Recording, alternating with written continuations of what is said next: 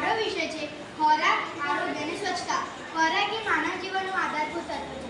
સ્વસ્થ જીવન માટે પૌષ્ટિક ખોરાકનું ખૂબ જ મહત્વ છે.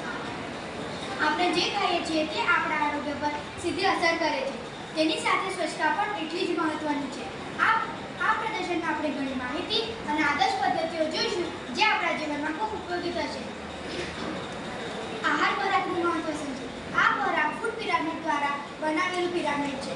આ પિરામિડના તળિયે અનાજ, ઘઉં, ચોખા જેવા પદાર્થો આવે છે જે આપણા આરોગ્યને કાર્બોહાઈડ્રેટ અને ઉર્જા આપે છે. આ પદાર્થો વધુ પ્રમાણમાં ખાવા જોઈએ. તેની ઉપર છે શાકભાજી અને ફળો જેવા પોષક ખોરાક જેમાંથી આપણને આયર્ન અને વિટામિન્સ મળે છે. તેની ઉપર દૂધ, દહીં, પનીર, માંસ, કઠોળ જેવા પ્રોટીનયુક્ત પદાર્થનો સમાવેશ થાય છે. સૌથી ઉપર છે ચરબી અને સાકરથી ભરપૂર એવા ખાદ્ય પદાર્થ. આવા પદાર્થ ચોક્કસ અને મર્યાદામાં જ ખાવાના હોય છે. આ બેલેન્સ ડાયટ આપણને સંદેશ આપે છે કે ચરબીવાળો ખોરાક ઓછો અને પોષણયુક્ત ખોરાક વધુ ખાવો જોઈએ. આરોગ્ય સારું રાખવા માટે ખોરાકની પસંદગી મહત્વપૂર્ણ છે, જે આપણે આ મોડેલ દ્વારા જોઈશું.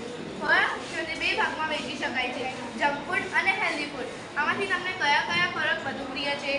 ઉદાહરણ તરીકે ice cream, burger, Manchurian, chocolate, French fries, pizza વગેરે. જંક ફૂડ વધુ ચરબી, ખાંડ, મીઠું ધરાવતો અને પોષક તત્વોની ઓછી માત્રા ધરાવતો પદાર્થ. સ્વાદમાં સારી જ લાગે છે, પરંતુ તંદુરસ્ત માટે નુકસાનકારક છે. આવા પદાર્થો વધુ સેવન કરવાથી સ્થૂળતા, ડાયાબિટીસ લગતી આ સમસ્યાઓ થઈ શકે છે. વ્યક્તિ ખાવાના ટાઈમે બરાબર ખાઈ લે છે, પરંતુ પછી રોગ થાય છે. તેનાથી વ્યક્તિ ઉદાસ રહે છે. હવે આપણે સમજીએ હેલ્ધી ફૂડ ક્યાં આવે છે. હેલ્ધી ફૂડ એટલે જેમાં પોષક તત્વો હોય છે, જેમ કે પ્રોટીન, વિટામિન, ખનિજો, કાર્બોહાઈડ્રેટ અને ચરબીનું સમતોલ પ્રમાણ હોય છે. ઘરનો તાજો બનાવેલો ખોરાક શરીરને મજબૂત બનાવે છે. ઉદાહરણ તરીકે સફરજન, શાક રોટલી, પેરું, સ્ટાર ફ્રૂટ, બનાના, ચેરી વગેરે. હવે આપણે સ્વચ્છતાનું મહત્વ આ પ્રયોગ દ્વારા સમજીએ. હવે મેં થાળીમાં પાણી લીધું છે. હવે હું તેમાં ગંદકી નાખીશ. હવે મેં મારી આંગળી ગંદકીમાં નાખી. ગંદકી હલતી નથી. હવે મારી આંગળી મેં સાબુવાળી કરીને ગંદકીના અંદર નાખી. તમે જોઈ શકો છો કે તરત જ પાણીના કિનારે ગંદકી ગઈ. આનું તમે રોજ સાબુથી હાથ ધોશો, તમારું હાથ એકદમ સ્વચ્છ અને તંદુરસ્ત રહેશે. આ પ્રયોગ સાફ સફાઈના મહત્વ પર ભાર મૂકે છે. સાબુ માઇક્રોબ્સ અને ગંદકીને દૂર કરવા માટે અસરકારક છે તે બતાવે છે. ખાસ કરીને કોવિડ-19 પછી હાથ ધોવાનું મહત્વ છે તે આપણે આ પ્રયોગ દ્વારા સરળતાથી સમજાય છે. હવે આપણે ડસ્ટબિન જોઈએ.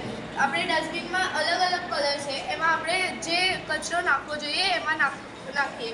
ગ્રીન ડસ્ટબિન, ભીનો કચરામાં શાકભાજીના છિલકા, શાકભાજીના છિલકા, પછી ફ્રૂટના છિલકા નાખવા જોઈએ. યલો ડસ્ટબિનમાં લેબોરેટરી કચરો નાખવો જોઈએ.